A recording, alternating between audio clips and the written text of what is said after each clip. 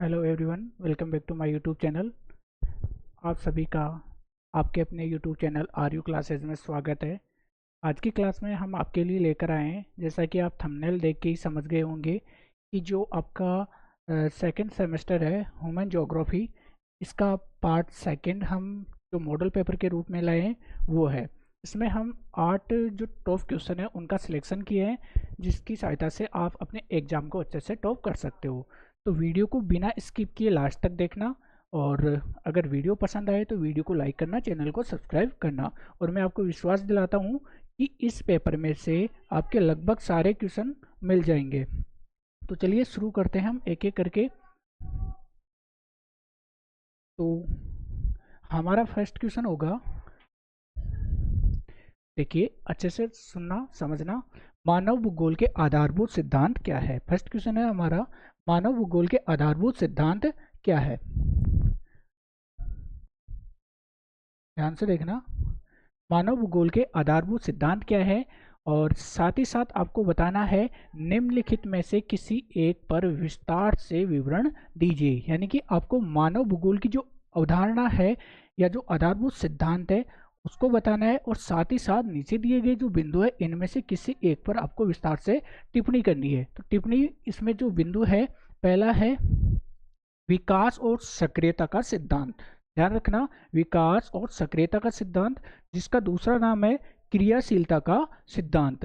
विकास या क्रियाशीलता का सिद्धांत है, इसका दूसरा नाम क्या है? क्रियाशीलता का सिद्धांत। अगर हम बात करें नेक्स्ट, सेकंड है आर्थिक एकता अथवा अंतर संबंध का सिद्धांत। आर्थिक एकता अंतर संबंध का सिद्धांत। थर्ड है वातावरण समायोजन का सिद्धांत। वातावरण समायोजन का सिद्धांत। इन तीनों में से किसी एक पर विस्तृत टिप्पणी आपको लिखनी है, और ध्यान रखना किसी को मिस मत करना। 100% आपको इन्हीं क्वेश्चनों में से आपको एग्जाम में सारे क्वेश्चन एज मिल जाएंगे। तो नेक्स्ट हम देखते हैं आपका जो सेकंड है, आपका यूनिट सेकंड क्वेश्चन है। इसमें सांस्कृतिक भूदर्शे से आप क्या समझते हैं? सांस्कृतिक भूदर्शे से आप क्या समझते हैं?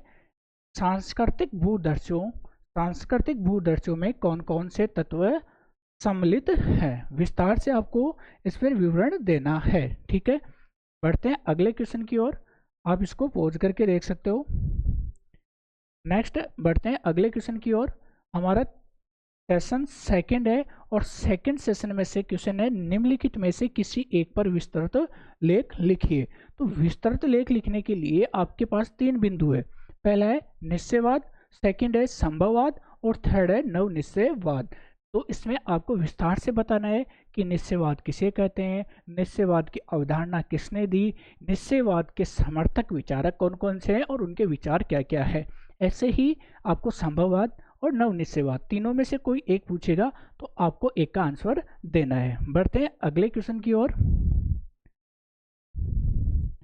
क्वेश्चन नंबर 4 है संथाल अथवा नागा जनजाति के आवास स्थल, अर्थव्यवस्था और समाज पर एक भौगोलिक वृत्तांत दीजिए। यानी कि ये जो जनजातियां हैं, इन जनजातियों में से किसी एक पर आपको भौगोलिक टिप्पणी लिखनी है कि इनका जो आवास क्षेत्र है कौन से क्षेत्र में है, साथ ही साथ इनका जो समाज है वो कैसा है, इनकी अर्थव्यवस्था कैसी है, और इनकी जो वेशभूषा, कला, संस्कृति जो भी है, आर्थिक क्रियाएं, सभी के बारे में आपको विस्तार से देना है।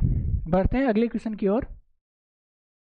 सेशन थर्ड में से हमने सिलेक्ट किया है क्वेश्चन नंबर 5, जनसंख्या घनत्व किसे कहते हैं? जनघनत्व की डेफिनेशन आपको देनी है, और साथ ही साथ आपको बताना है तथा जनसंख्या घनत्व को प्रभावित करने वाले प्रमुख कारकों का वर्णन कीजिए कि जनसंख्या घनत्व किसे कहते हैं, इसकी डेफिनेशन आपको देनी है, और साथ ही साथ आपको बताना है कि जो जनघनत्व है इसको प्रभावित करने वाले प्रमुख कारक कौन कौन से हैं, उन कारकों का आपको विस्तार से वर्णन करना है। बढ़ते हैं अगले क्वेश्चन की ओर। क्वेश्चन नंबर 6, मानव विकास सूचकांक क्या है? मानव विकास सूचकांक क्या है, इसका आंकलन किस तरह किया जाता है? क्वेश्चन नंबर 6, मानव विकास सूचकांक यानी कि जो HDI होता है इसे कहते हैं साथ ही साथ इसका आंकलन, इसकी गणना कैसे की जाती है, तो सभी तत्वों को आपको विस्तार से समझाना है। तो ये हमारा सेशन 3 था और अब बढ़ते हैं अगले सेशन यानी कि लास्ट सेशन की ओर।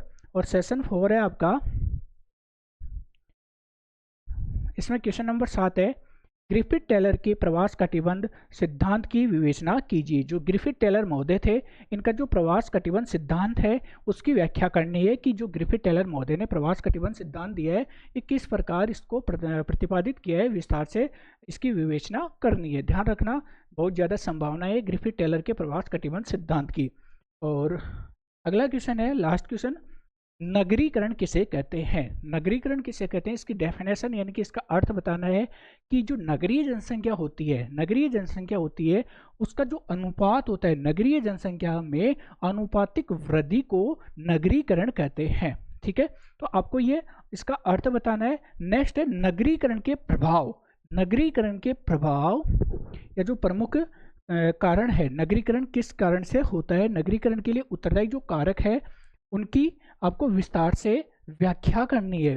नगरीकरण के लिए जो उत्तरदायी कारक है उन कारकों की आपको विस्तार से व्याख्या करनी है। तो इन क्वेश्चनों को आप अच्छे से नोट कर लीजिए। मैं थोड़ा साइड हो जाता हूँ, अब आप इसको अच्छे से नोट कर सकते हो और साथ ही साथ आप कमेंट करके बताना कि आपको हमारा वीडियो कैसा लगा और नेक्स्ट वीडियो आप किस टॉपिक पर देखना पसंद करते हो, तो हमें कमेंट करके ज़रूर बताएं।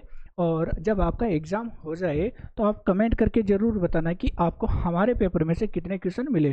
तो ये सीरीज़ 2 थी और ये जो हमने 2 सीरीज उपलब्ध करवाई है इनमें से 100% आपके टोटल पेपर मिल जाएगा। फर्स्ट क्वेश्चन को छोड़ के जो छोटे वाले हैं उनको हम अगले वीडियो में समायोजित करेंगे। तो तब तक आप इस वीडियो में दिए गए क्वेश्चनों को अच्छे से याद कीजिए और अपने एग्ज़ाम की सफलता का जो रास्ता है उसको तय कीजिए। अगर वीडियो पसंद आए तो वीडियो को लाइक कीजिए, चैनल को सब्सक्राइब कीजिए और साथ ही साथ अपने दोस्तों के साथ शेयर कीजिए ताकि वो भी इसका आनंद उठा सके। धन्यवाद।